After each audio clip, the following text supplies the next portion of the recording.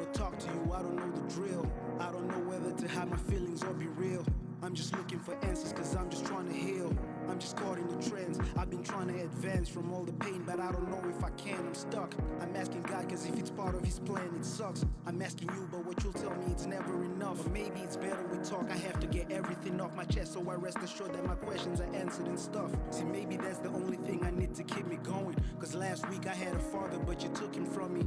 All because you chose to drive intoxicated, not thinking of the consequences that you could awaken, not giving any care about the lives you could be taking, not even thinking about you reaching your own destination. No wasting time when I say this, I hate you, I hate your type. Hate the fact you don't have no regard for human life. All you think of is speed cause you love the thrill and the hype. See, we'd all be safer without you. I'd rather you lose your life, rather you lose your knees, rather you lose your peers, rather you lose your kids, just so you know how we feel. Prison is not enough for the pain you made me receive. I'd rather you get mobile back a doc so you bleed. That's satisfaction to me, satisfaction to he whose life you had to delete, but at least you get to be free. Cause life is better than death. You get to eat 3 meals, visit from your kids. Once your time is over you can dip. My daddy's never coming back home. I miss him every day, I just be stuck in my zone. Down in my feelings, I'm spilling tears every time I'm alone. I can't even sleep, I can feel the ceilings just coming in close. So tell me why you had to take my father's life, tell me why you have to drink before you drive, tell me why I gotta live with all this spite. I don't really wanna hate you, just looking for answers, why, tell me why you had to take my father's life, tell me why you have to drink before you drive, tell me why I gotta live with all this spite. I don't really wanna hate you, just looking for answers, why, tell me why. Please note that visiting hours are almost over, so please wrap it up. I'll give you a maximum of 5 minutes only, then it's finished up, claro. 5 minutes only, please. Thank you for coming through. I've been waiting for you. Let me explain my part. I'm caught in a moment, I don't know where to start. I don't know what to say to you, I just know it's hard. I don't have all of the answers that you're looking for. All I can do is tell my part cause this is all my fault. I was caught in the rope, I was just trying to cope. I was depressed with many problems at home, so I turn to alcohol cause when I'm high on my own, that's the only time I'm escaping my problems alone. See, I was lost, my heart was left with pain I can't hold. When I lost my precious daughter, she was 8 months old. Wife got pregnant second time, then we had a miscarriage. I couldn't comprehend that was the second child I buried. Doctor said she was barren until I got the news. Couple months later she pregnant, but this time my heart refused to become way too attached to a child I might lose. I got way too depressed, I looked for solace in the booze. Now on the day of the accident, I was coming from work, stopped by the bar just to have a couple beers. I made a turn, few beers became a life. You know it's hard to stop the urge. My wife was ready to pop, so I was trying to calm the nerves. I was downing some bourbon till a couple hours later, got a call from a nurse, my wife is going into labor. No condition to drive, but I couldn't think straight. I hopped right into the car, had to rush, I couldn't wait. So there I go, speeding through traffic, just going too fast and I'm on the road. Couldn't look back, don't remember what happened, but all I know is I was trying to skip a red light and pass. I heard some tires screeching, saw a flashlight and crashed. I'm sorry, forgiveness is all I ask. Wish I could take it back, but I can rewrite the past. And now I have to face the consequences of my act. I threw away my life and I can never get it back. But tell me how can I make up for what I've done? Tell me how can I reverse what I've become? Tell me how will I ever get to raise my son when I'm stuck inside a box? Cause my choices let me here, tell me how can I make up for what I've done? Tell me how can I reverse what I've become? Tell me how will I ever get to raise my son when I'm stuck inside a box? Cause my choices let me here, tell me how.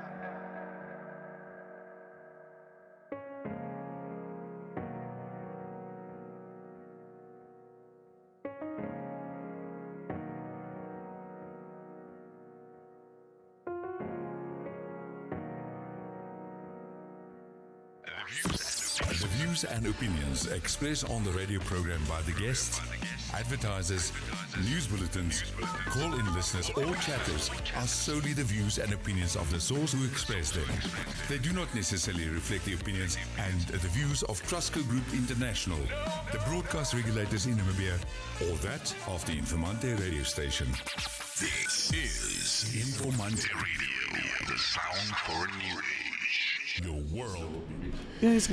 Thank you. Moro. Welcome once again. Thank you for joining us here once again this morning. Welcome to the Morning Mix right here on Informante. It's a pleasure to join you guys again this morning.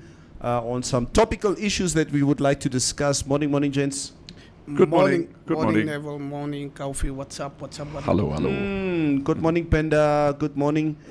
Exciting show that we're going to be having this morning. It is such I so much looking forward to our show. In the next half an hour, you guys must have seen the posting.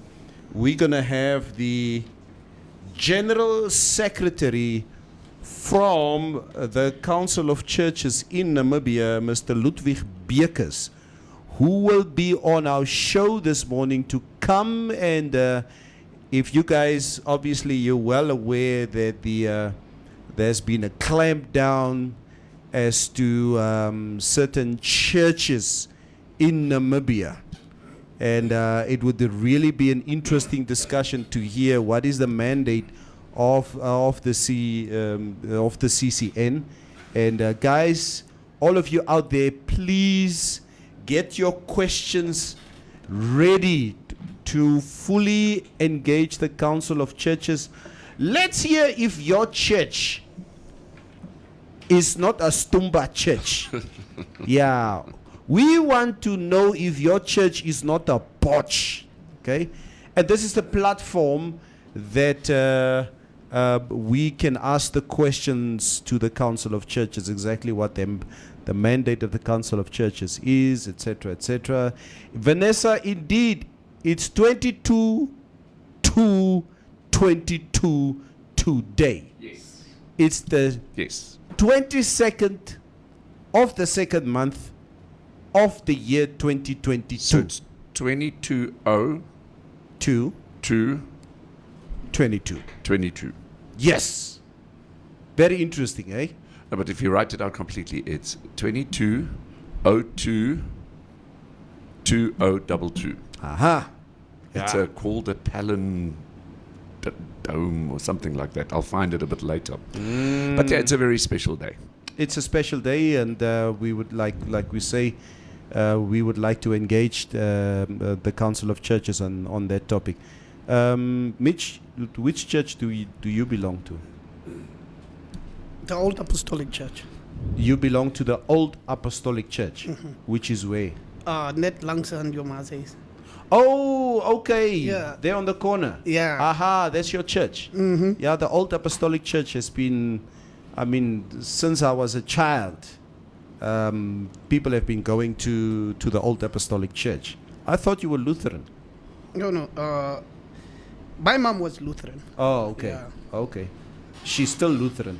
Or No. was? She's now with the She's Apostolic. converted. Oh. Like they say was. Okay, cool. Sylvia Wakumbwa, morning. Welcome. Kaufi, very distressing development that we have in Europe at the moment. Oh, yes. I've been following that until I was still up at around 1 o'clock this morning just to see what would Vladimir do. Well, he's moved his troops into, what's the place now? Polensk. Yeah. So that was, although it's part of the Ukraine, it was considered a very Russian part of the Ukraine. But he's moved his tanks and his soldiers in there. Yeah. So this is going to get interesting. I don't think it'll be interesting, but I don't think it's going to be a bluff anymore, because perhaps he's doing it under a bluff, but everybody's on edge because he's doing it under the flagship of a peacekeeping force. That's what is. Yes. That's the language that he's using at the moment to justify Yes. the aggression against the greater part of the Ukraine Yes. at the moment. I believe that these towns or cities that you do talk about, these are basically separatist cities Yes. who are pro-Russia. Correct. And he's making sure at the moment that he's having a very good foothold in terms of if he would attack the greater part of the Ukraine, that's going to be his launching pad. Yes. Gee. But he's coming from all directions. If he's going to go for it, he's going to come from all directions. He's going to come from basically from the north, from the northeast, from the east, and also from the southern parts. So it's going to be interesting. Let's hope there's no war that's going to break out there. What do you think? Okay, yes, I know you say you hope that there's no war going to break out, but on current evidence as to how the troops have been assembled and the way that he's mounting his troops, why would he do that if he's not going to attack? Yeah, exactly. That's NATO just- is even doing the same thing. Not only that, this months on end, he's been building it up and building it up, you know. So, yeah, let's see. But how do you want the dude to respond then? How else should he respond if NATO is doing the same thing? But Rich, NATO is reacting to the action Exactly. of He Russia. is saying he is reacting to NATO's action. But he needs to explain what is NATO's action, because as far as we know at the moment is that he's the aggressor. Sure. But then again, you sit with a situation where Putin basically blames Lenin. He's blaming Lenin for basically giving the greater part of Russia away, Yes. which he feels Ukraine is part of. Yeah, he's trying to get Russia back. But it all happened also in the Gorbachev era. Yeah, in the Gorbachev era. Yeah, that's when it finally then Yeah. broke. Yeah. It's important that all of us have an understanding as to what is happening and in that side of the world at the moment. So if you do have any questions or comments about the ongoing troops build-up in Russia, it's important that we need to engage, because we are not completely detached as to what is happening at the Yep. moment over there. So, yes. We are looking at it with bated breath.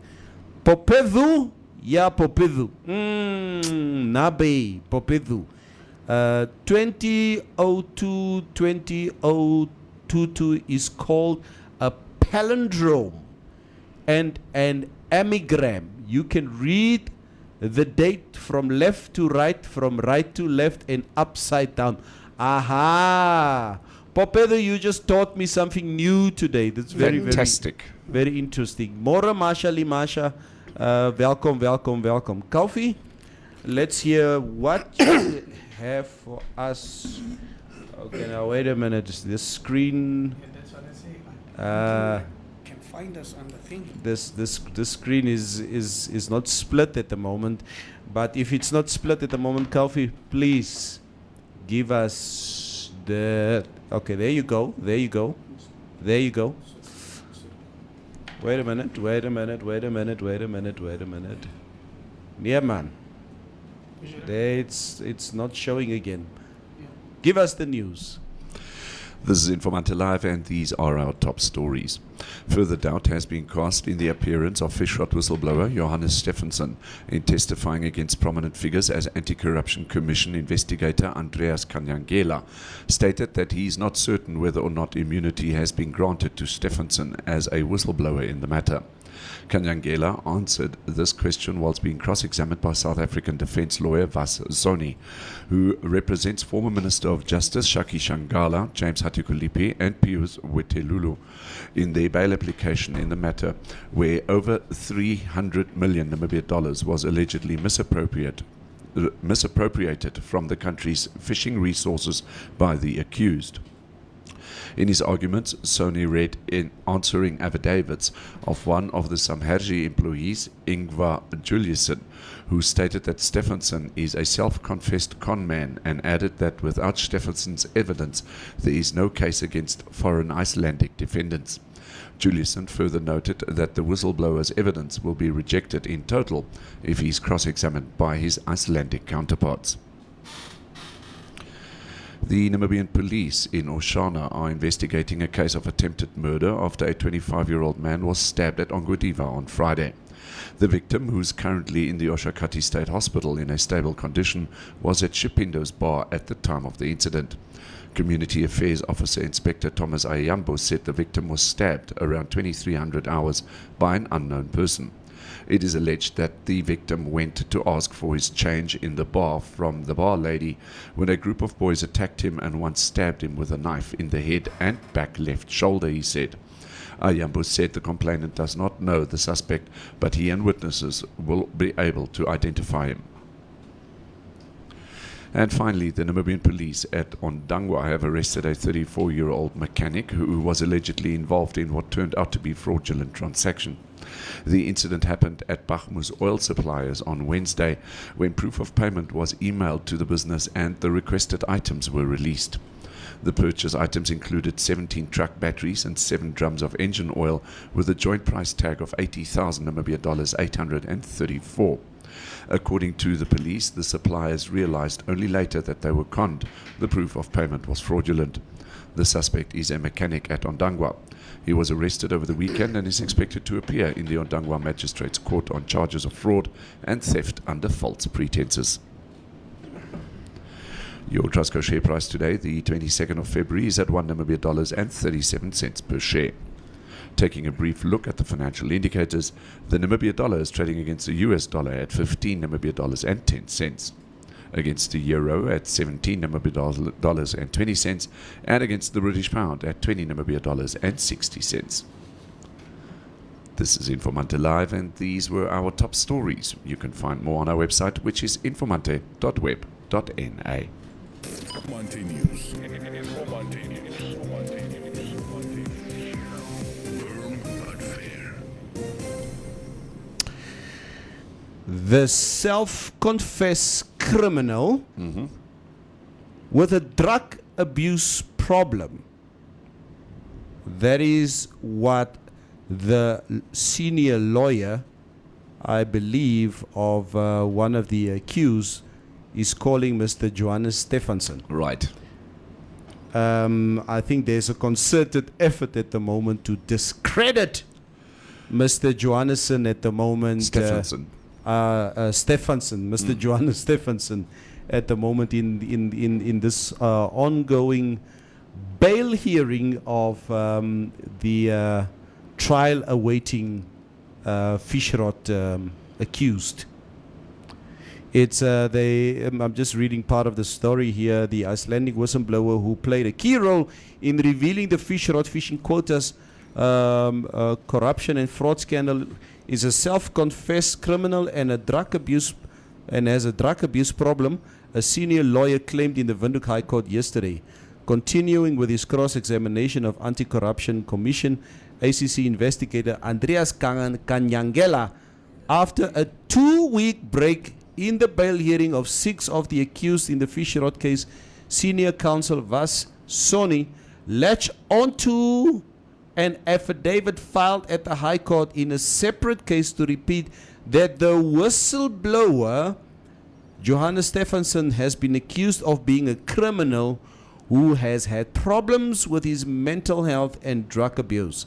Sony made those claims based on a sworn statement which an executive of the Icelandic Fishing Company Group Samari made in a Prevention of Organized Crime Act case in which the Prosecutor General has had the assets of accused persons and corporate entities connected to the Fishrot case placed under provisional restraint order.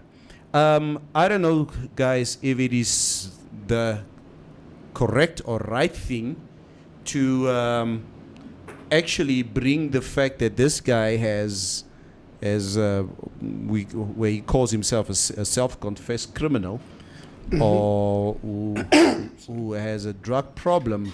Does that really anything have to do with him being a whistleblower?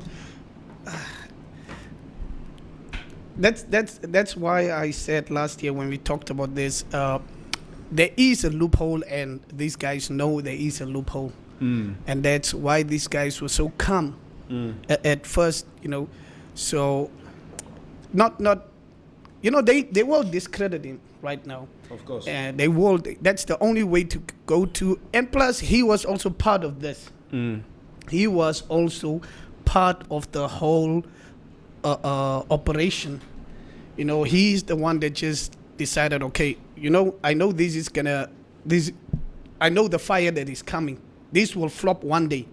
So let me just keep receipt. That's what I think he did. So I know the dudes also know a lot about him. So I know these guys are working.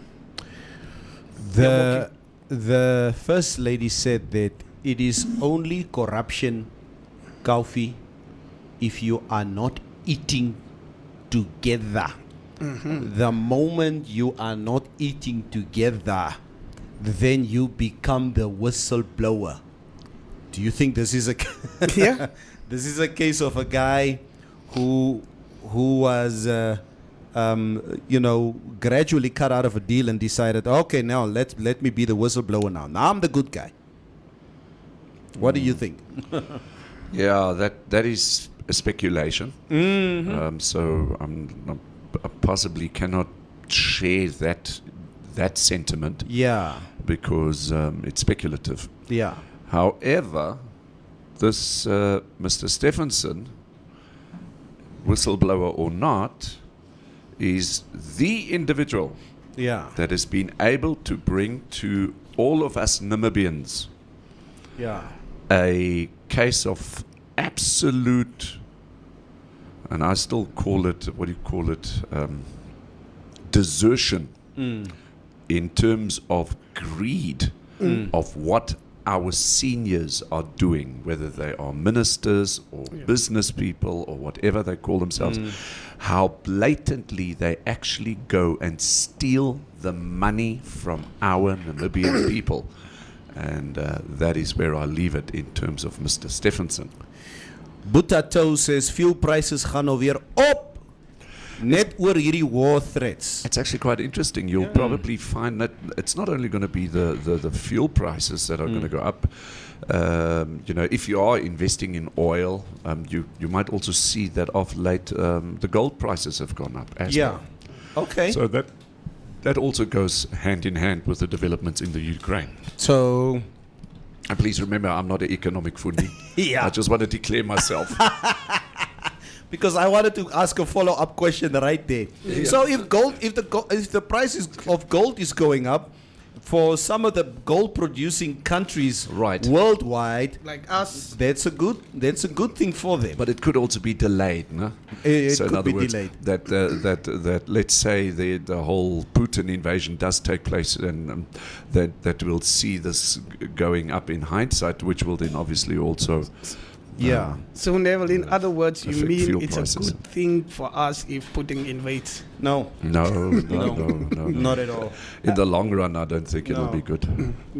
And nobody, like, for Stephenson, or what did I say? Stephenson, it's like, when our guy, Bernardus, had a problem with his minister, and most of the people like, but you were also in the ministry. Why didn't you do something while you were at SWAPO? But now you're coming out here and you're talking all these things. So a lot of people also broke away from Bernardus because of that sentiment of like, why didn't you do it? Why didn't you? When you were at SWAPO? You had the office. You were in power. So I think it's going to be the same case with our guy. So, but I know those guys will work. So, yeah. Let's see what happens. Good morning, says Vosia Alana. Today is a good day to be alive. It say Mitch, wat soek oma se beker by Trasco, sê Tangeni with a capital. Taishon says Vanessa Binneboutie. Hey, wat so goed praat julle hierso. Het julle gesien na goed? What are you guys talking about? Morning Natalie, morning Natalie. Just some good mornings. Taishon, staan op en gaan werk, sê Vanessa Koibeb. Stefanus James en Anees, daar was nagoed op studio wat die thee gedrop het. Rewind net gou. Excuse me, where was this? When did this happen? Vanessa Koibeb, my werk is in die bed. Hey, Taishon. Ja. Does the lawyer have factual information to support these allegations? Some of the best performing teachers are dronkies during the weekend. This is what Tangeni with the capital says. Matundenja says he can be a criminal, but he don't want to die criminal. Samuel Hendrik said, Dink net, what do you expect if you remove a highly experienced investigator in the case, replace him with someone with little experience? Okay, this is what Samuel Hendricks is saying. Penda Nali says they might use the loopholes in the law to get off, but the public will know they are guilty. They are defending themselves using loopholes instead of trying to show the public they don't do what they are accused of. Good morning to my awesome cyber buddy, says Mohausi Boli. Mitch, stop looking. You are moving. Yeah, Teshon. Yeah. Guys, as we say, we have a special show today. And for some of you guys who have not yet... Kan jy my hoor? Kan jy hoor? Kan jy my hoor? Kan jy mooi hoor? We are having a special guest in studio today, representing the Council of Churches in Namibia. Please get your questions and your comments ready. I think it's going to be one of those shows again where there's going to be a lot of difference of opinion, where we're going to be asking questions to our representative in terms of the recent clampdown. So yeah, Kalfi? The COVID cases. I knew you were going to say the COVID cases. Nee. Oh. Oh. Ons kan later by die COVID. Oh. Kom ons gee gou die COVID cases. Okay, Go, so go. with the COVID cases, currently Namibia's got 2,604 active COVID cases. We've got newly confirmed cases 24 with 8 recoveries. So we're still on that plateau kind of level. And deaths have been 0. So zero deaths, which is always good news. That is such good news. That is such good. That's good to hear. Hoe lyk ons weer? Gaan ons reën kry vandag of nie? Net gou. Yes, as far as the weather is concerned, heavy falls are expected in the Kunene and Omasati regions. The interior sunny and hot in the south, elsewhere partly cloudy and hot with a few thunder showers, but isolated to scattered thunder showers in the Kunene and Omasati regions. The coast partly cloudy and warm to hot with showers in the north. The wind moderate to fresh southerly.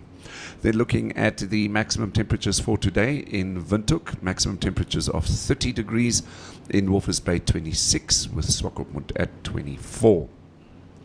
Traveling to Katima Mulilo, 35 in Katima today, with Okakweu 33, Omathia 32, Ondangwa 33, Oshakati 32. Duitser. Yes. Is Omuthia. Omuthia. I've rectified it. Then Ochivarongo at 31 with Riobot at 32. Then our favorite hot place in the world with 38 degrees is Marintal. Marintal kan net ophou. Yes. Seriously? Los van Marintal uit. Los van Marintal uit. Ons wil warm bly. Wil jy warm kry? Ons wil warm bly. Yeah. Samuel Hendricks here on the stream says, Hi guys, Ongwediva is raining today. Wow, That is- fantastic. yeah. We had a little bit of a drizzle yesterday afternoon here in Windhoek, but Yes. it did not last for a very long time. Yes. Okay. Then Ketmatsup 35 and Gobabas and Beitepos are 34 each. So that's the weather for today. Koffie, baie, dankie. Kan ons toch change Yeah. Thank you very much. I think as we welcome our guest in studio this morning, I would just like to tell our very, very important guest in studio this morning. This show of us is a very relaxed atmosphere. Here we talk everything and we are relaxed. So our General Secretary representing the Council of Churches in Namibia, Mr. Ludwig Bekes, once again, welcome to our show. Thank you. Thank you so much for taking the time to come and engage us this morning on a few topics. Thank you for waking him up so early. I was even busy looking for my cup of coffee. Is it? Is there not a cup of coffee? We do have. No, we have coffee for you right here in the studio. So there was no need to worry about No. Yeah. Here in our studio, we make sure the mensen drink coffee so. Yeah. Okay. Yeah. So Okay. so there's no problem. Mr. Bekers, once again, thank you, welcome, and thank you for joining us this morning here on the morning mix. Die mense sê al klaar, asseblief tog, laat ons toch gedra, because the people are commenting because they are seeing, and there's the camera right over there.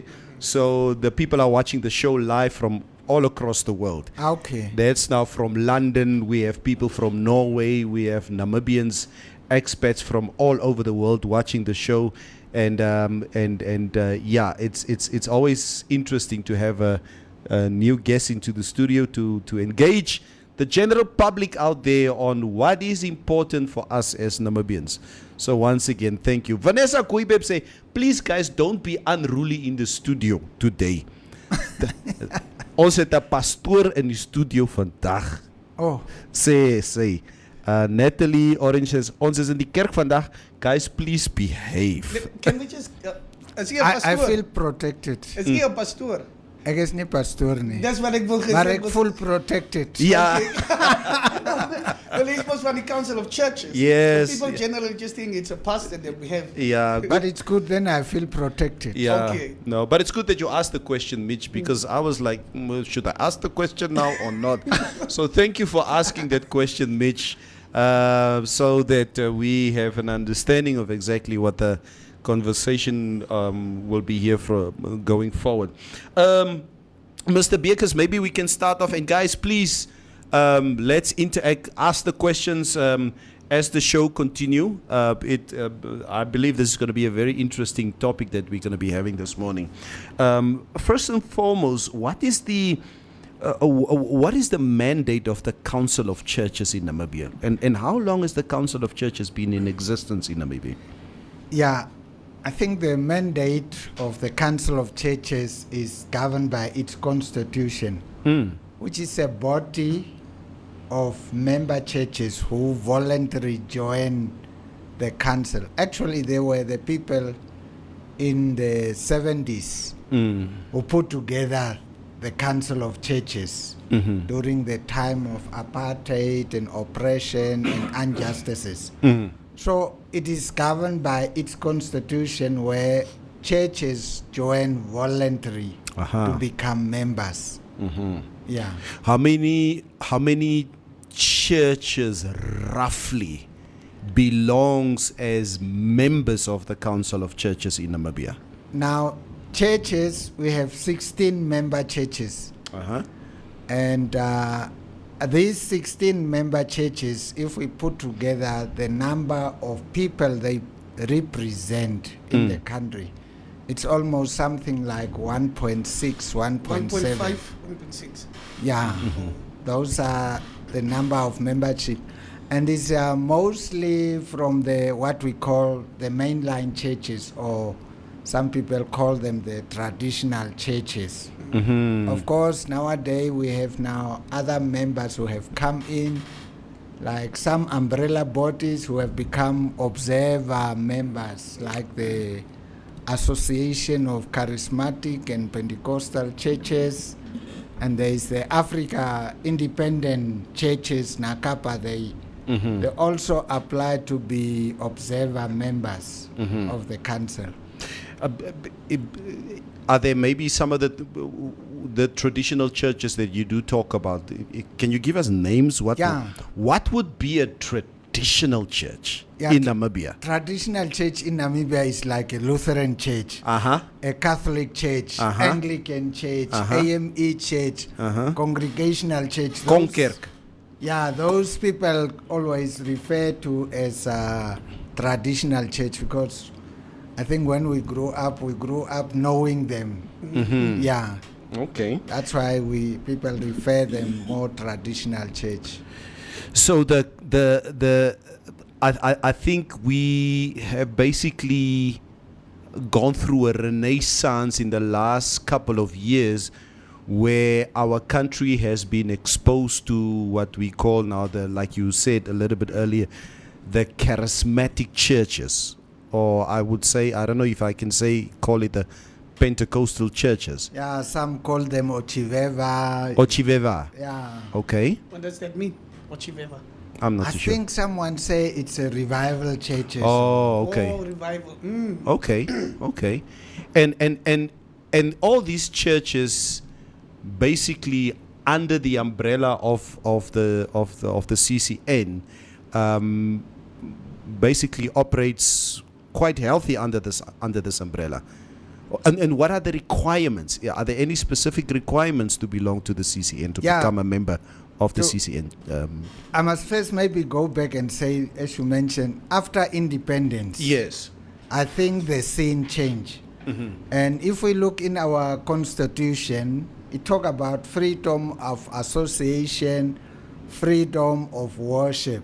Mm-hmm. And after independence, a lot of churches have come up. Mm-hmm. People are referring to mushrooming of churches. Yes. Everyone become apostle or prophet, or you can just set up a title, you call people together, you are church. I think after independence there was this scene which was not there before. Now, to be a member in the Council of Churches, there are certain requirements where we find a lot of churches, there's new coming churches, maybe they don't meet those requirements. Oh, ons wil hoor.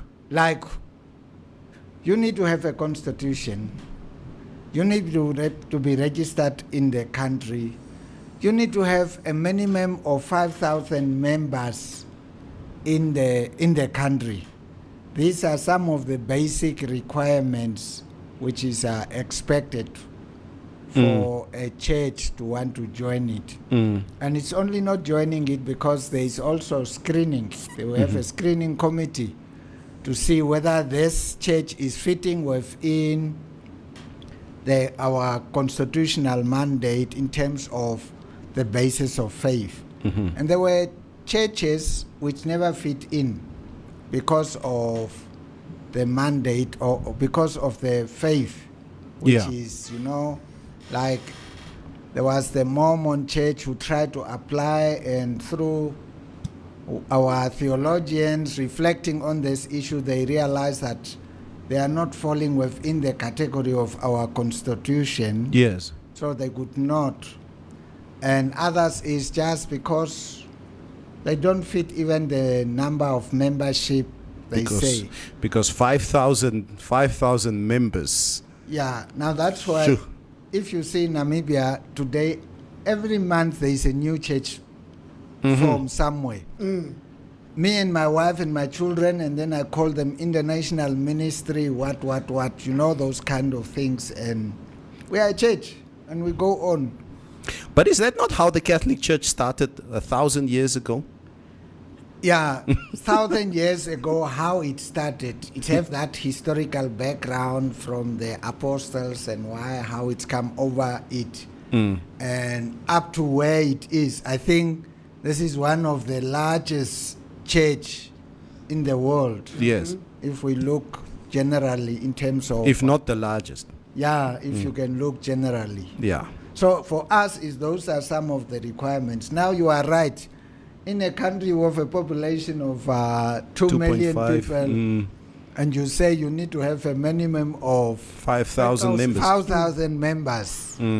It's not an easy thing. It must be a serious business. Yeah, so maybe I think it would be fair to ask or to say that I think in terms of that requirement from the Council of Churches, there is obviously something that is very much relaxed. It's not really that it's strongly enforced, because I don't think, I mean, you belong to the Apostolic Church in Katatura.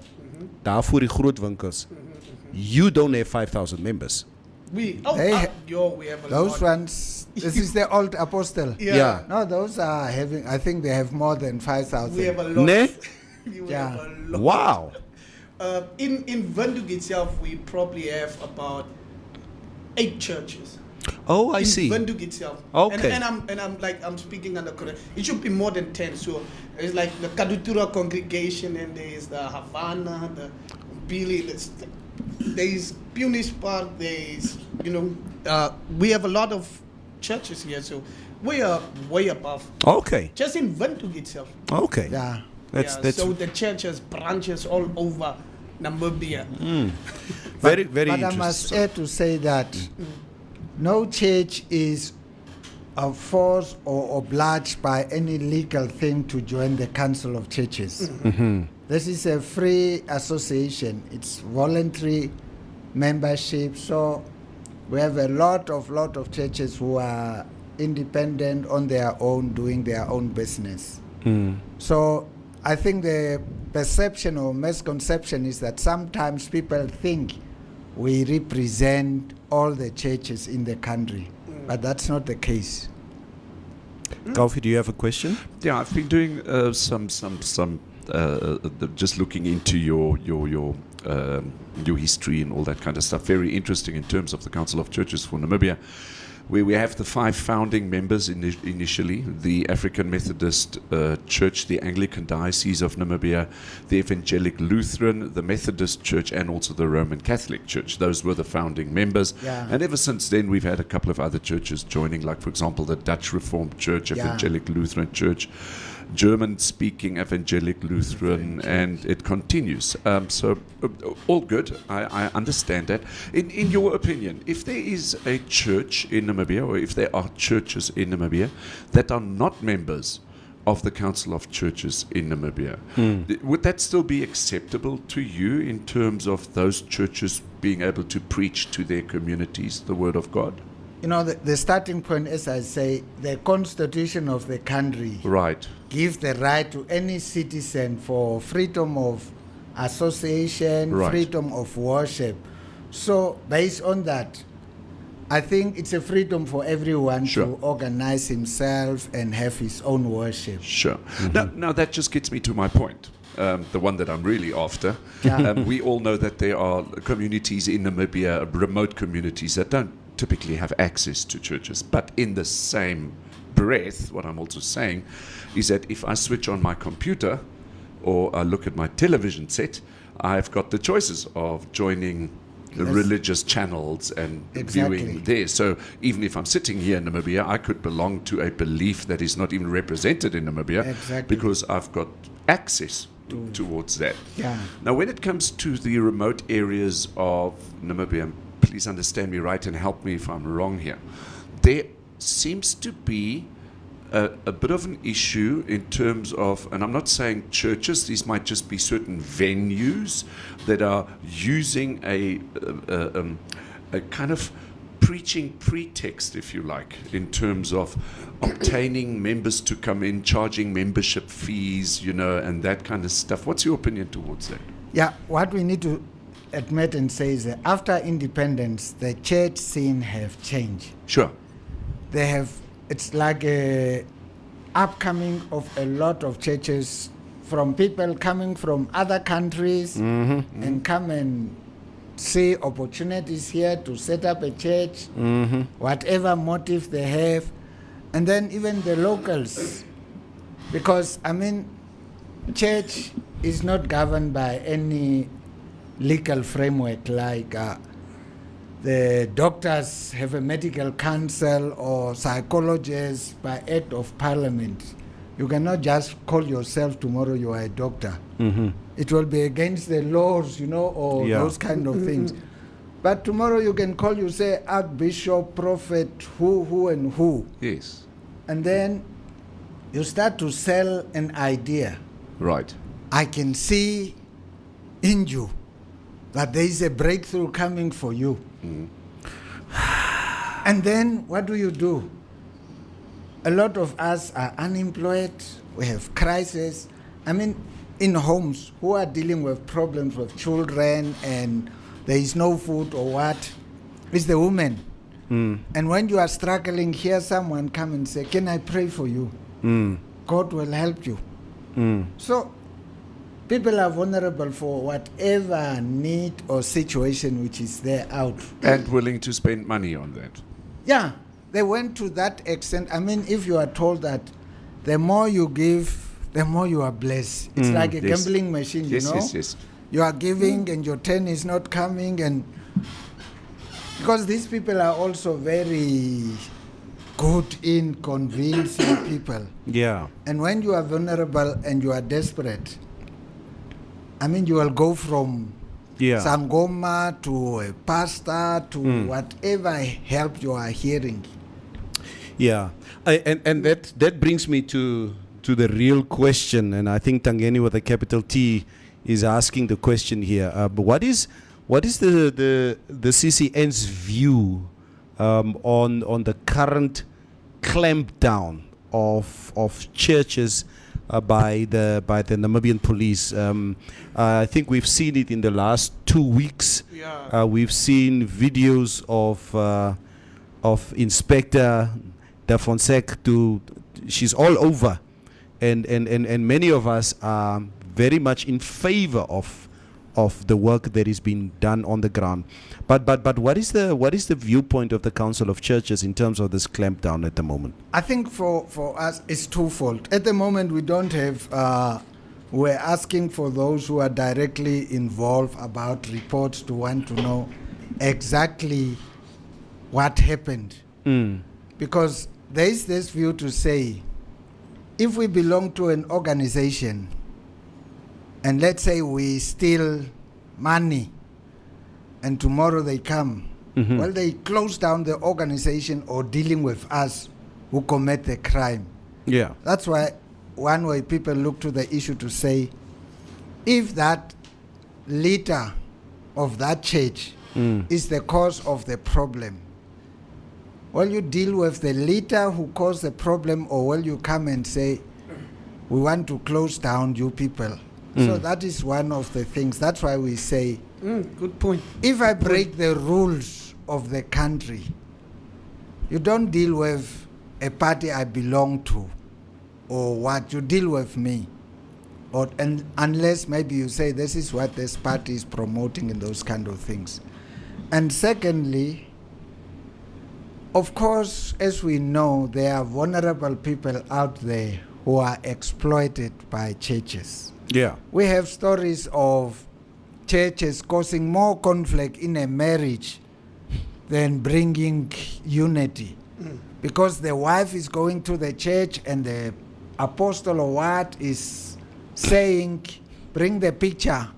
And she bring the picture and say, yeah, your problem is this.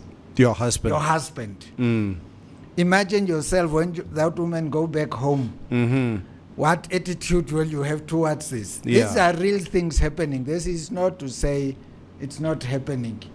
And this is where you find some of these family conflicts start to come up, parents and children, because maybe the child went to join now, and now from Monday to Sunday, the child have to be there. In the meantime, parents, and here you are told those are disobedient to God or it's demonic things.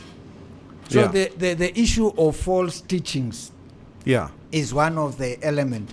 Now that is not strange and new.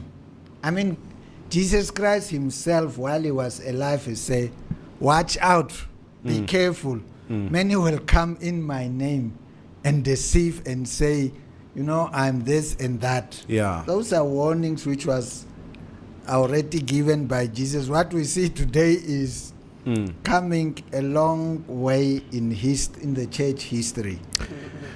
Mutumba says, and that's basically what he's saying, ask him about the foreign flamboyant priests who are bankrupting our parents.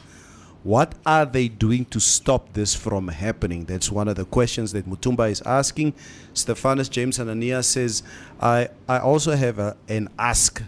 Since the church is against abortion, what are the churches doing about baby dumping, street kids, abused kids? Hoe lyk dit met die kerk se social responsibility? This is what Stephanus James Ananias is asking. I think it's a good question. That's a topic on its own. Church and abortion, you know, it's a topic on its own. But coming to the first question, what are the churches doing? I must say, most of the churches in this country, unfortunately, whether they are doing or bad, are registered. Mm-hmm. And they register with BIPA as a Section 21 company. Aha. It's not people, because this country is so free that you come tomorrow, you hire a lawyer, you put together that document, and tomorrow you have your document, you register as an association for not for gain. Yeah. And then they start to operate whatever they are doing. So it's not people who are operating out of a briefcase. Yeah. They have set up paid their lawyers, and they are registered. When you come, they show you, this is my documents. But what is happening inside there? Because, I mean, association for not for gain doesn't fit within, you cannot talk about issues of ethics. You don't find those kind of ethics in those articles of association for Not for gain. not for gain. But this is the only, I think, place under which churches are registering in this country. Mr. Beekers, and it's good and well that we do say that, and gentlemen, right or wrong, that the transgressions of these churches, that is obviously very evident at the moment, that is basically amplified, and we can clearly see what they are doing. But are we not a little bit selective, perhaps, as to what some churches are doing and your traditional churches are doing, and we are overlooking some of the stuff? For example, I think the last 10 years we've seen some terrible atrocities that the Catholic Church has done. Okay? And the greater part of us as traditional people are quiet about it. Moenie daai storie praat nie. Los. But the moment a flamboyant pastor sleeps with my wife because of my picture, is a groot story. Are we not a little bit selective about the sins of other churches, and we overlook the things of what is done in certain churches? My friend, you just hammer the nail on the head. That is so true, because these things we are seeing in this, what you call flamboyant, what. It is also happening within our traditional churches. Tati me. It's not that it's only there.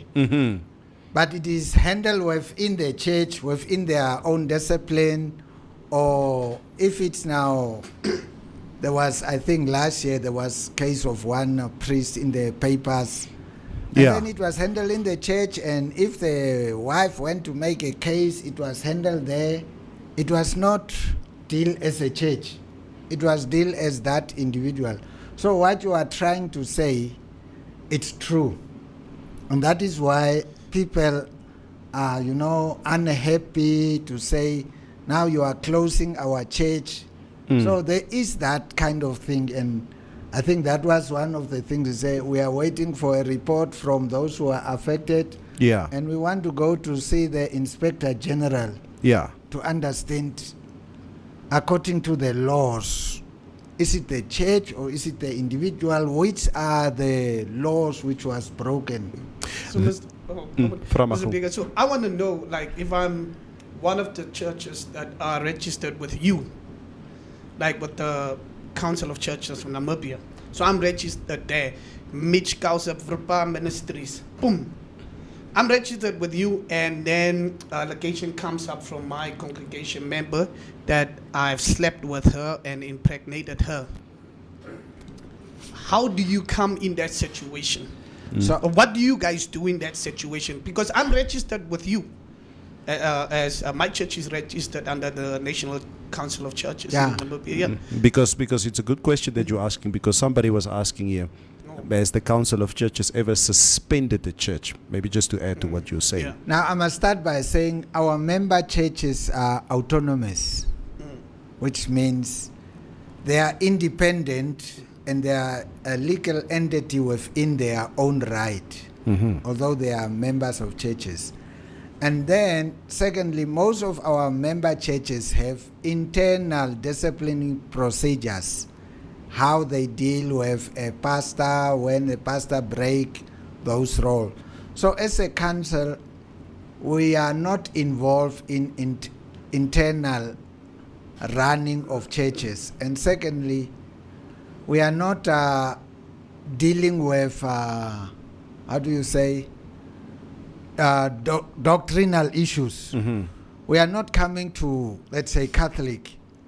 They have the internal issues, as you were referring about the Catholic, and that's a known thing all over the world, even here. And it is left to the church to deal with those internal issues. So our mandate doesn't dictate the internal affairs of the running of churches. Okay, so why am I registering to you, or why am I actually paying you the membership fees and all that? What do you do to the benefit of my church for me to be part of the council? So what we do is, first, we become a voice. We become a voice to stand up to be the voice for the voiceless, for the vulnerable in society.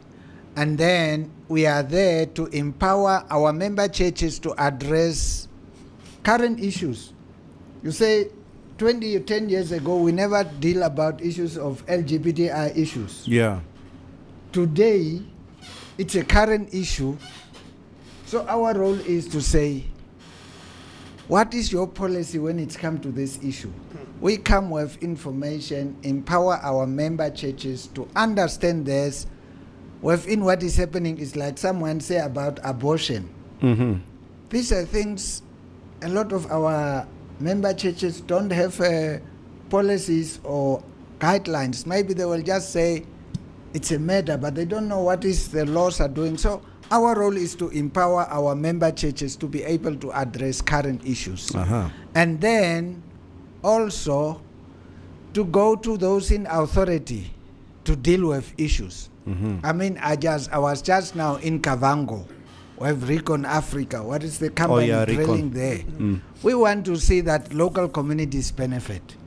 We see the contracts which are signed by government. We say, are we really benefiting as a country, or it's just job creation? So we go for the sake of the vulnerable who are in that village to say, you know, there are these conventions which give you the right, and you do not just benefit because they drill you one borehole, now you say hallelujah.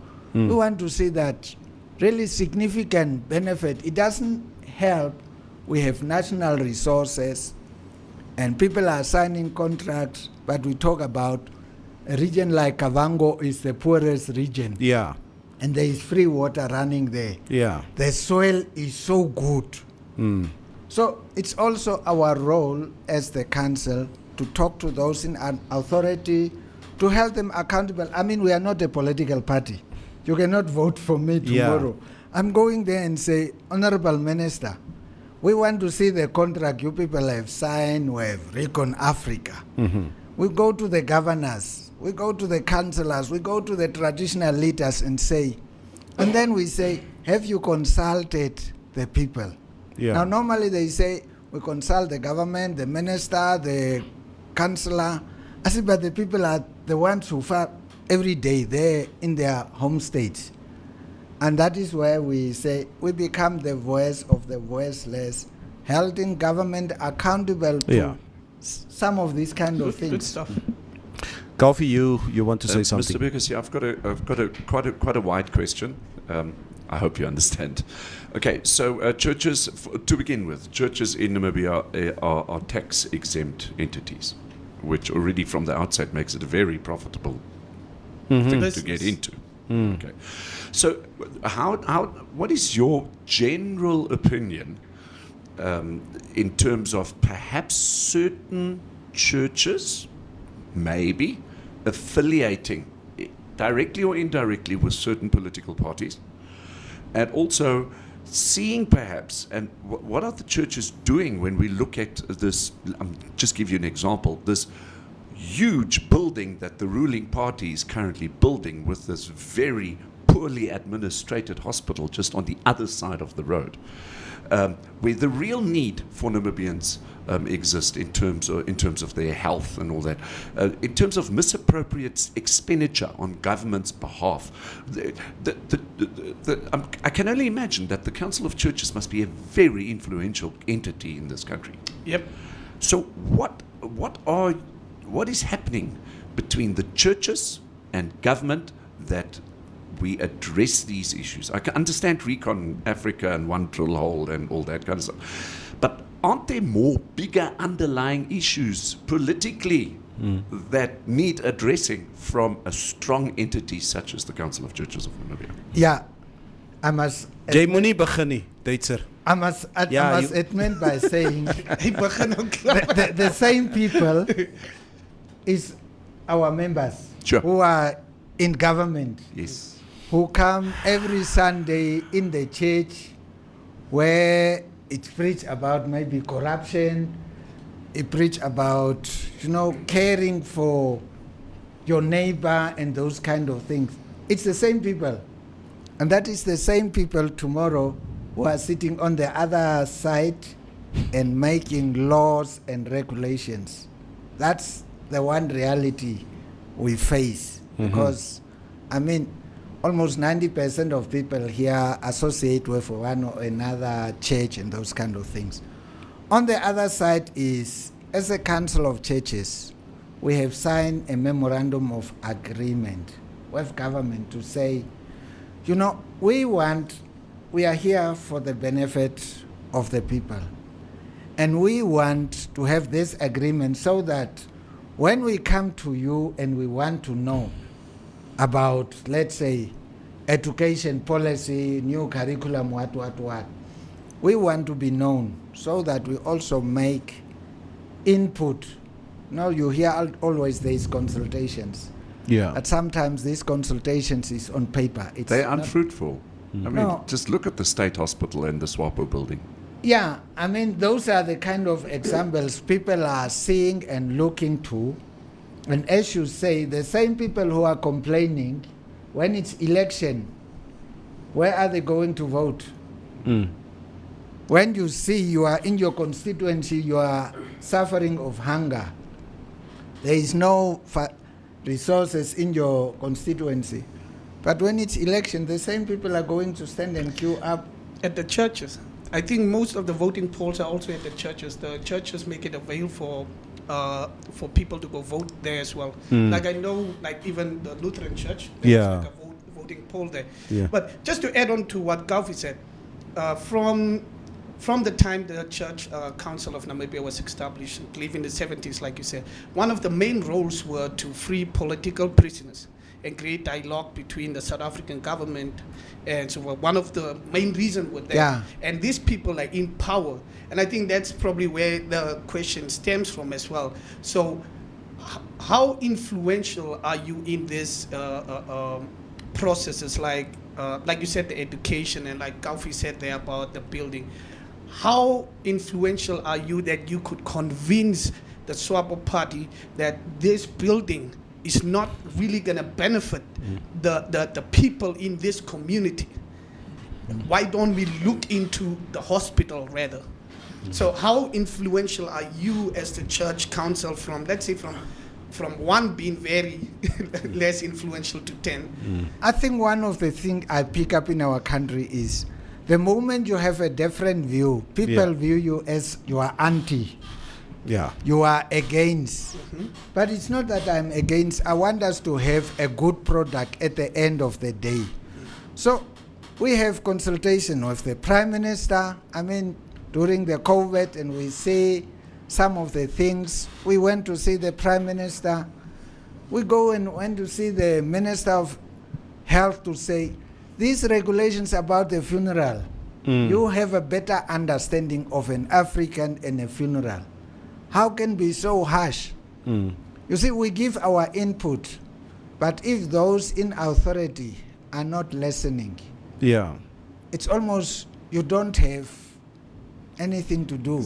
I'm just counterproductive. gonna say, have you tried talking to the Swabo party about the building? No, there's no way Have that you you said, can talk to guys, let's look into it? Have you No. even tried? Like this issue which come up with the Swapo Party headquarters, opposite, dilapidated, Katutura state hospitals with the mouses and inside.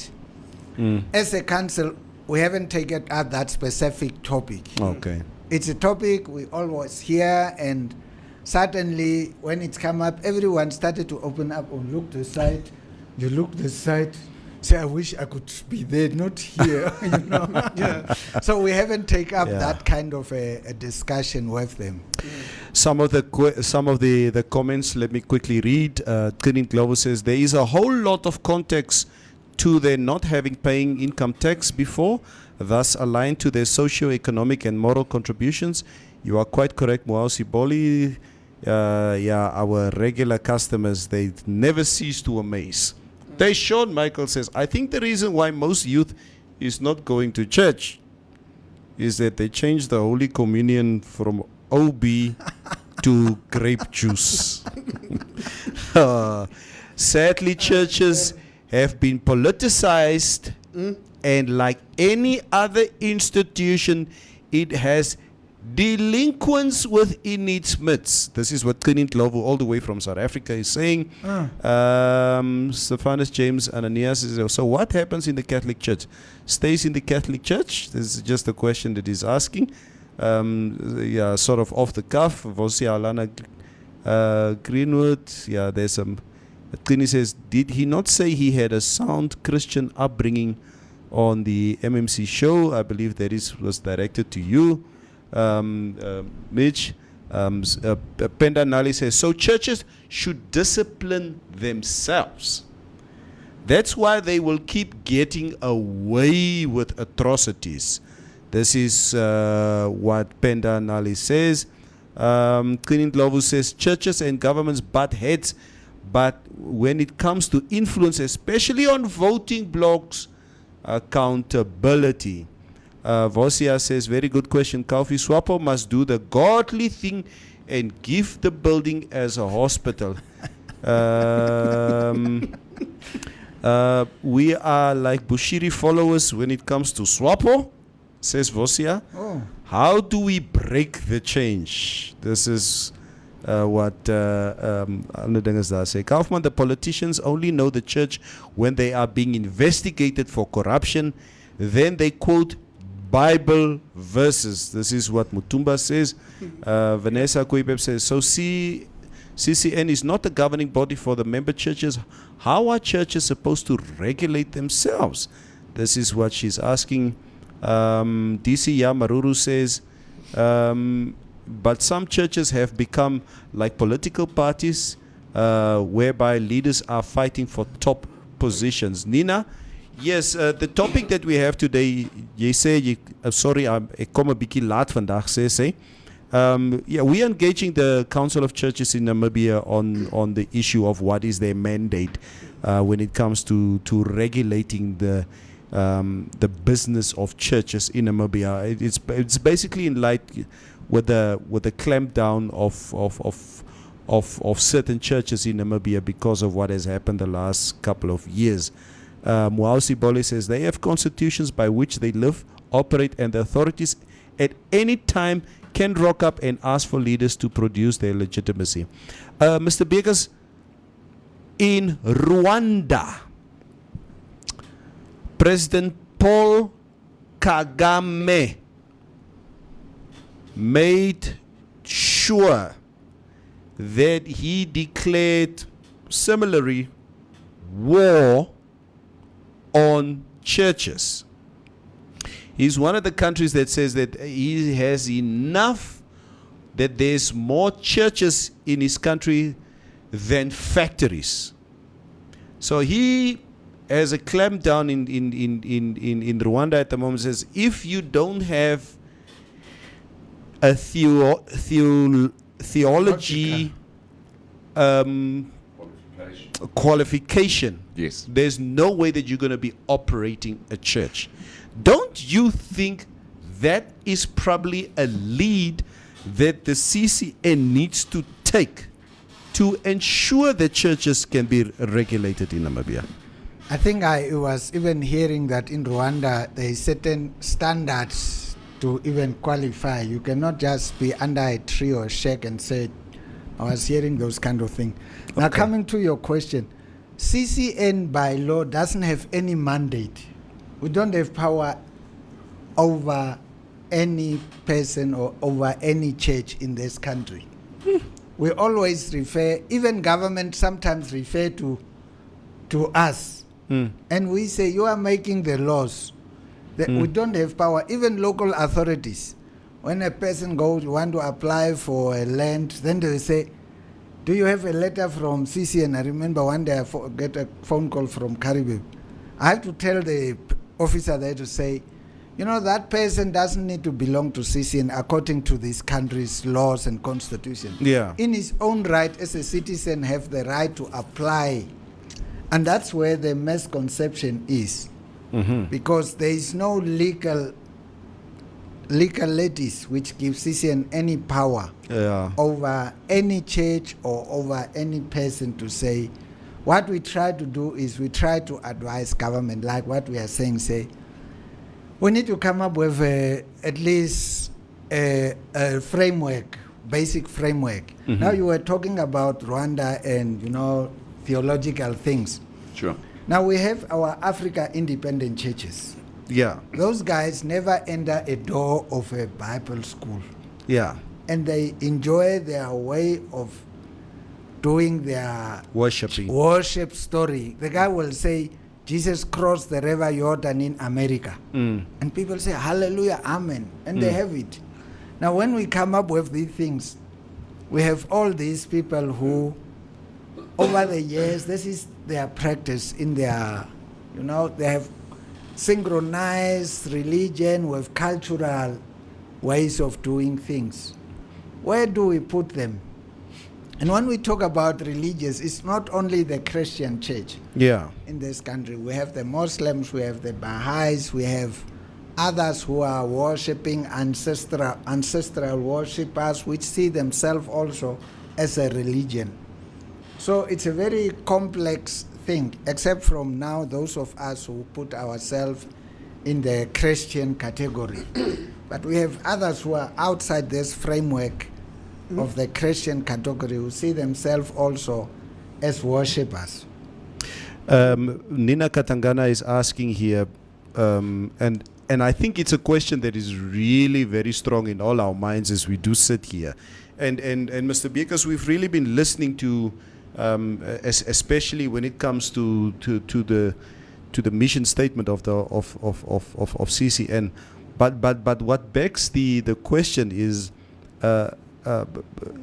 if they have no mandate, what is the purpose then of the organization? Isn't it like a toothless shark? Yeah, this is because this is what Nina Katangana is asking. Ek lees nog 1 of 2 comments. But what about when there is an in-house fighting regarding those constitutions? It doesn't sound like the CCN is able to do anything about it. This is how some churches become divided, fractured, and have new factions created. This is what Vanessa says. Rwanda is right on track, says Tangeni with a capital. No offense, but imagine receiving grief or post-rape counseling from a former chochi. Okay? CCN is like the ACC at the moment. This is what Franco just said. Mutumba says, so churches have a free-for-all playing in the gray area. I think in general we would love to see the Council of Churches position in terms of, if we can call it a regulatory body as more forceful in terms of mandating certain practices and the rules and regulations that needs to happen. CCN is like LPM. Only know how to make noise but don't know to structure rules for its associations. Says Franco just said.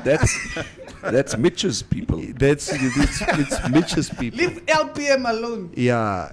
But generally, I also feel like religion is a very vague and it has a lot of loopholes into like just like for me it's just like that, and you cannot like really pinpoint a lot of stuff. But also that's why I was asking that question, like then what is the use of having you as a council? Then why do you guys exist then as a council if you're not gonna put this type of stuff into place and take care of the community and make sure the community is safe with these churches and these practices, that our daughters, our sisters, our mothers are safe when they go into these churches and they are not exploited. I think as a council, if you put yourself as a council, that means that you govern something, isn't it? Yeah, so at least I should know there is a council where I can go to when something is wrong. Mohausi Boli equally says CNN cannot meddle, but any organization must practice proper ethics, and according to the law, both individuals and the church are protected by the law, subject to them being compliant to statutory laws. This is what Mohausi Boli says. Franco Jose says, so if a gay person decides to open a gay church, That was about the CCN has no say to autocorrect them. Why does this council exist? Who funds them? I have a feeling UN is probably dishing lunch packs for them. I wish that was the case. Vanessa Guibe, obviously a very strong LPM member, says, hey, leave LPM alone. Okay. Nina says, Mitch, our communities are not exploited. Trini says, the Council of Churches ideally should have spearheaded the role of the church in developing the law that regulates churches, just as much it has a role it carries in influencing public policy. I think I agree. Sunday we were having a meeting, and people's expectation of the council come from the past. And that make the people that the CCN of the past, which was involved in the liberation of this country, which was involved, during this transition and those kind of things. And that is the CCN, I think, why people are looking and wanting to see play that kind of a role. But unfortunately, after independence, the church leaders have said and reviewed their role as the Council of Churches. And based on what they have put for themselves in their constitution. But the outcry out there is that people want to see CCN to play totally a different role from what it have put it for herself. That's why people are frustrated and people don't know what to do, because you see, when issues happen, people look now to the church. Some people have lost trust in politicians. And then they look to the church. What do you say when we see our resources and when corruption or, people are eating from the dustbin and those kind of things? People are... And that is why I understand the frustration and the expectation of the council. Of the people. Mr. Bigas, can you just take me through a little bit? You said before that you advise on current issues to the churches. You go to the churches. Say, not only advise, we try to empower them. With knowledge. Yeah. And you mentioned the issue of the LGBTQ. What's your stance on it? Like what was asked there. So what's your stance on it? In what narrative do you advise the churches and empower the churches of the LGBTQI issue? You see, when we start off, I was telling him to say we started a new project for parents who have children who have same-sex attraction, because there are a lot of things going up. When it comes to that, first we ask the churches, and then we come up with a position paper. We say every church must have a paper on LGBTI. And then we start off by saying all human beings are created in the image of God. Without any labels, black, white, pink, rich, poor. We are the image of God, and we need to be treated who have that value. And then we went further and said we must make a distinction between an orientation and a lifestyle. Because as a church, we are not an NGO. We are guided by the sacred script text, The spiritual laws. the Bible. So we say you have to understand the fall in Genesis. A lot of things happen after the fall. So we say let's distinguish between orientation and a lifestyle so that we don't throw the baby. We say, we've Throw the baby out the window with the water. Yeah. So based on that, we started to make and say, an orientation, it can be caused by whatever reasons which is in that person, is totally something different. This is what I found myself feeling, that I feel attracted towards another guy. It's not something I inherit or what. I found myself in that. And the lifestyle is I'm living out this orientation, never regardless the law of the scriptures. You see? And that is the distinction we have made to say we cannot discriminate people on the labels they have put themselves. Yeah. To say you are a murderer, that's why. You are a fornicator, that's why. We say Christ died for you. And he loves you. He loves everyone. And the same Christ, it's like me, My nature is I'm married, but I found myself the nature maybe attracted to another woman. The sinful nature in me. I cannot say because the thing is in me, I'm born like that, I have to do it.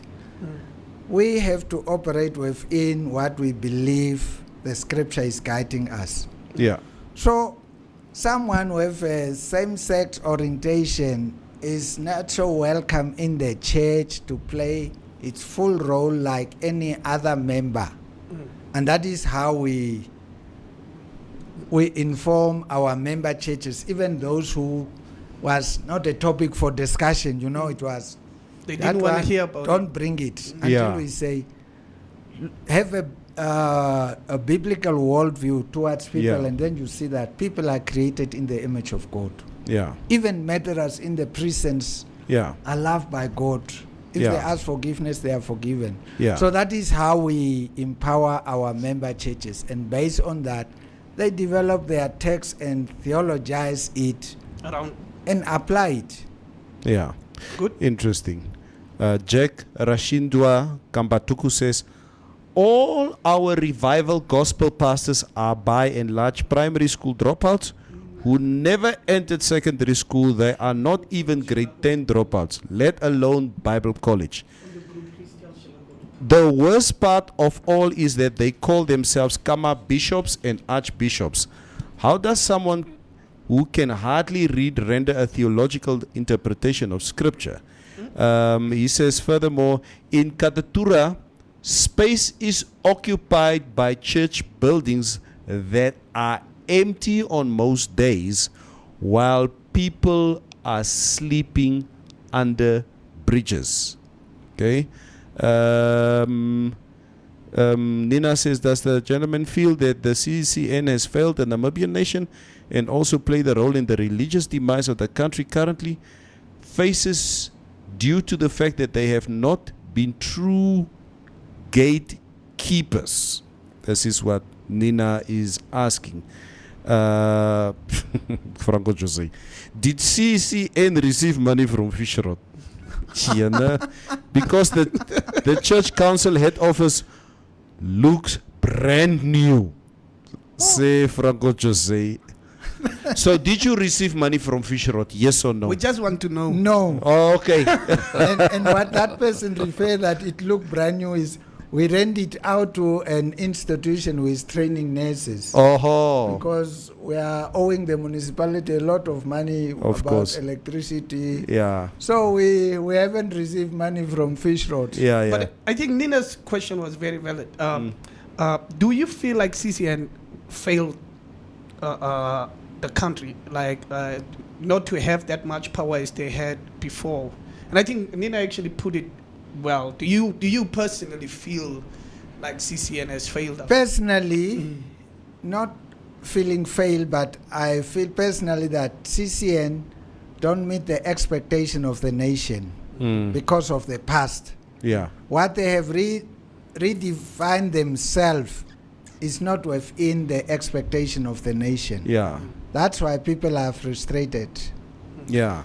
So, and disappointed and those kind of things. and on the other note, like Neville said, so if I have to open a gay church, a church that is only going to cater to gay people, and I want to be a member on the board of the CCN, can I do that? Can I be a member?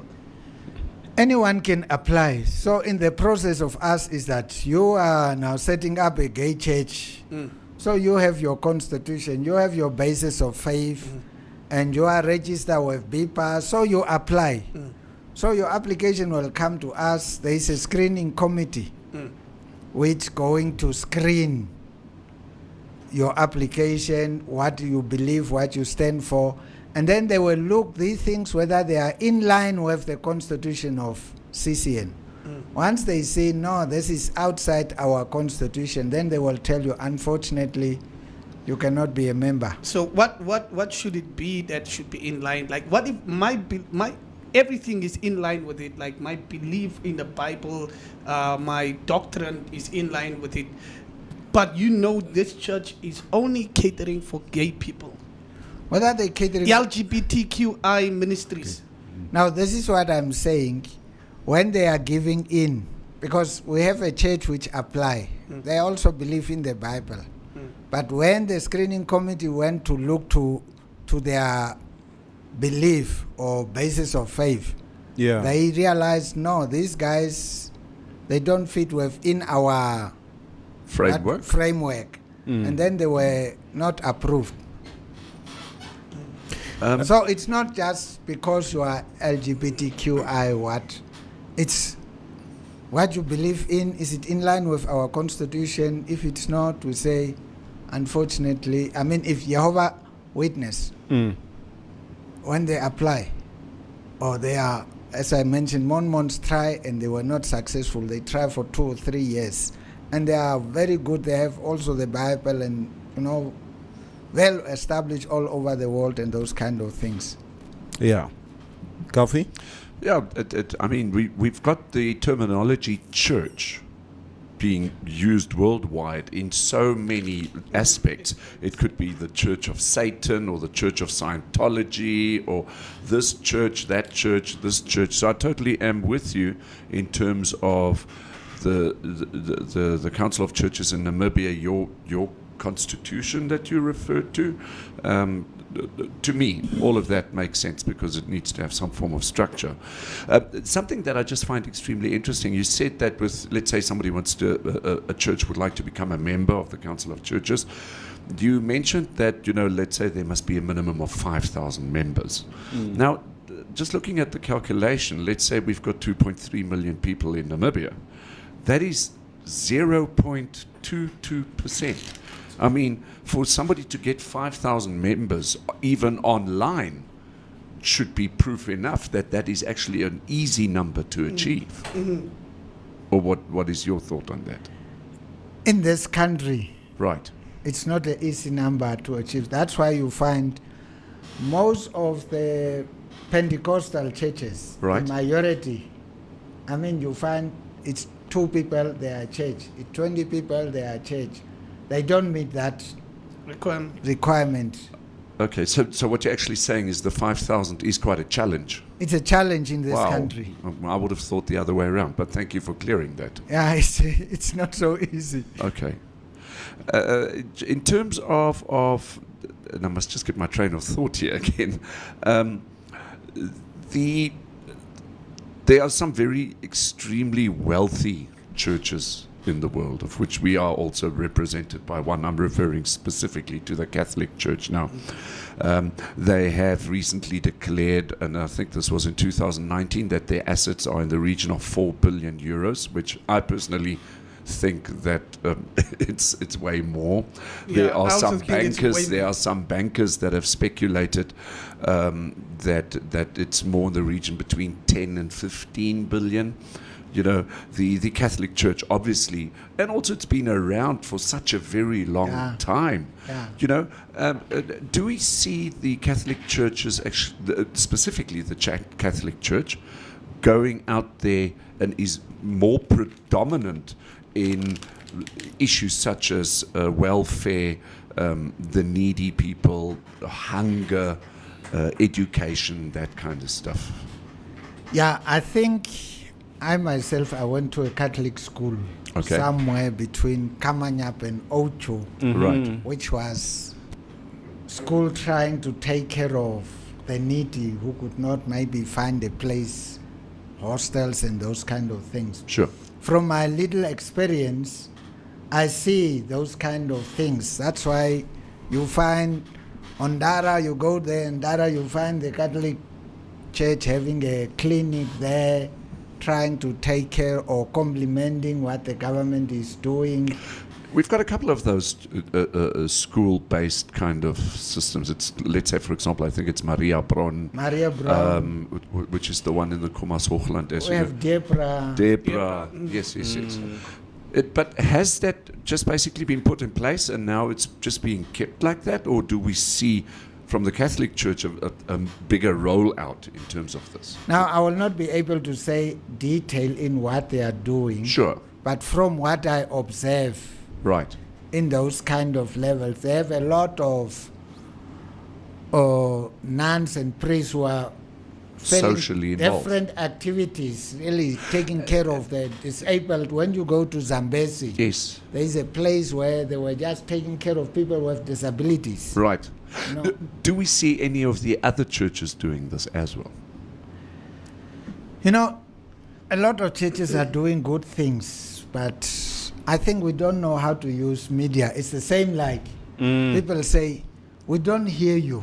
Yeah. When last were you at the Prime Minister's office? Yeah. It's true. Maybe we don't know how to use media. Yeah. They go to the hospitals. They are in the prisons. They set up to take care of the orphans or feeding people there. Yeah. But it is not so much recorded. I mean, I was talking to NBC. I called them. They will come and just record what the president or the minister is saying. And then me who organized the event is nowhere to be seen. So Okay. what is happening here, you know? Yeah, and it's people are important. looking for sensational things. It's not when you beat the dog, it's when you bite the dog and say, human being biting a dog. Yeah. So there is a lot of churches who are doing really marvelous job, but it is not seen, it is maybe not recognized. Baby dumping, when you talk to these people, they do it from their Christian conviction, sending up a place to Yes. say, if you don't want your baby, bring the baby here and Yes. those kind of things. So Yeah. they are, but it is not maybe shown. Yeah. And that's maybe, I don't know where is the problem. Cleaning Clover says too many reprobates are having access to power and influence because those informed better are not bothered in the activism. We cannot cry foul when we watch from a distance and expect miracles. This applies both to the spaces of religion and politics. There has to be a benchmark to mix. Okay. What about people wearing Tangeni with the capital? What about people wearing Havianas and John Woolley gates to church? I think Tangeni, we are. I mean, this is what the church says. Come as you are. I mean, there's no dress code when it comes to going to church. So whether you wear Haviana plakis or whatever, please. I mean, I remember those years. It was cool to go to church with a suit. I don't know when was the last time I had a suit on when I'm going to church. I can go to church now with my jean and a t-shirt and feel comfortable in the house of the Lord. But nevertheless, I think Mr. Beekers, are there any final comments that you would like to share with the Namibian nation out there? I think hearing, this is now a second platform, I'm hearing that people have an outcry there to want to see more involvement of the church Yes. in protecting the interests of the people. Mm. And also the other side to say, you need to be organized, Mm-hmm. you need to be regulated. Yeah. Or, there's those cries. And I think that cry is a message for us to say, what can we do to revisit our own constitutions and things to meet the cry of the people out there?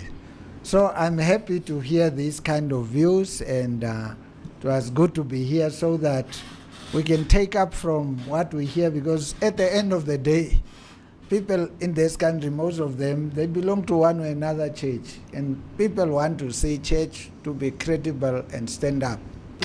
And this is what Trin Glovo, all the way from South Africa, is saying. Non-tate. Says non-tate. You older generation does not embrace technology and the enthusiasm of the youth to be embedded in the archaic ways of most of the time. There is no attention to the transition in leadership between the old and the young. I remember, and if I look at myself, if I go to a church, I don't know when was the last time I would go to church with a Bible. I take this. Yeah. If pastoor sê, kan ons boeke oopmaak by Mattheus 11 vers 24. I take my cell phone or my iPad and I open it up and I would read from my iPad what the scripture is saying. So that transition that Trini is talking about here, and it just seems like what he's talking about, the youth of Namibia. There are less and less youth who go to church. It seems like it's almost like the youth sort of has their own understanding now as to what the position of either Christianity or the church is now compared to how we were raised. So they probably have a completely different understanding of things. And it's a general tendency, even globally, that less and less younger generation go to church, and you find more when they are older, they come back to church. And about the youth, we have established within the council a youth desk. Right now they are organizing an event about back to school, trying to help young people. We come through all these uncertainties and COVID stories. Yeah. So they organize an event. So we cannot do things excluding the youth. Right. Yeah, and this is what Mutumba also saying. The older priests like to fight the younger ones for power. This is what he's saying here. Franco Jose is asking, does CACN have a website? No. We used to have a website, but it is not updated. Ons moet baie werk hierso gee hierso. Ja. We will appreciate it. Yeah, there's a lot of help. Actually, I have one question. In this country, the majority of people who go to church, is it men or women? It's women. Women. And why? Ons is babalas. You see, that's the truth. I say one day, if we ask all the women one Sunday not to go to church, churches will be closed. It will be closed. I was thinking the statistic of the prison. The majority of the people there It's men. is men. Yeah. And you see, women was, I think, something 100. Yeah. There, 7,000 or what, Yeah. Then we must also ask the prisons to be closed. Then you won't have any men. The prisons will be closed. No, if we say let's stop crime, then prisons will be empty. Yeah. Mr. Beekers, once again, thank you so much for joining us in studio today. I think the issue around churches is an ongoing discussion. Yes. Where we need to continuously hear the voice and the points, the opinions of, because we all have opposite views as to what religion is. Just in closing, isn't the physical church, the building itself, in the future, and I'm just asking, going to slowly but surely start to disappear because we're all attending churches online. This is what Franco Jose is saying here. He says, make a plan on a website because the majority of the audience are online now. I think with the COVID, when there was this lockdown, Yes. a lot of people Realize. started to Zoom church. I was joining a group of couples and they say, no, I don't go to church after COVID. Yeah. Hey, what do you mean? Uh, No, after COVID, this lockdowns, I discovered listening to good preachers. yes. So that have also affected Yeah. a role Sure. Yeah. in people's going to So church. there's now less money wat in die collecte bakkie ingaan, which is also now a That's problem. another for- challenge. It's another challenge because there's no income. I mean, if I'm a staunch Catholic, Yeah. if I were to be a staunch Catholic, would I want to go to, let's say, a Catholic church here in Windhoek and listen to the priest there, or would I like to more log on to the Vatican and listen to the really educated ones? Yeah. But I think there is also sacraments in the church. Yeah. Now, online, you will not be able to be given the Holy sacrament. Communion. Because of that little drinking part, I'd still go. You can buy probably your own. You can probably buy your own grape juice because there's no more OB. Grape No, Yeah. there's some people online who do that. They say Really? they have grape juice and then they have a basket there. But you're not physically blessed by the priest. They take what that one is speaking Yes. out. So this online thing really have become a challenge for us as a church. Mr. Bekers, Bye, thank you. you. Thank you so much. Bye, bye, This was bye. great. Thank you. And Fantastic. guys, Thank you. and thank you for your comments. Okay, I think it does not matter what comments that we made today. It's all in line of helping each other to make the church and the institution better and stronger. So as much as we have strong comments and opinions about, the political arena, Yeah. political parties, it is important that we need to have strong engagements for or against whatever narrative there is, even when it comes to religion, churches, etc. Mr. Bekers, once again, thank you. Thank you so much for joining Pleasure us to be today. here. Thank you so much. Yeah, guys, enjoy the rest of your day. Gedrato vir julle. Dis die 22ste vandag. It's 3 more days before payday. Okay. Does he? Hou vas. Hou vas. Wie het al gepay? Die polisie het gepay. Die onderwysers, Die onderwysers het Die gepay. pastore ook. En die pastore gepay. Nog nie 20ste. die banke ook. The banks Die banke het Ja, ook die banke gepay. ook. Ja. Guys, enjoy your day. See you tomorrow. Thank you so much. Thank you.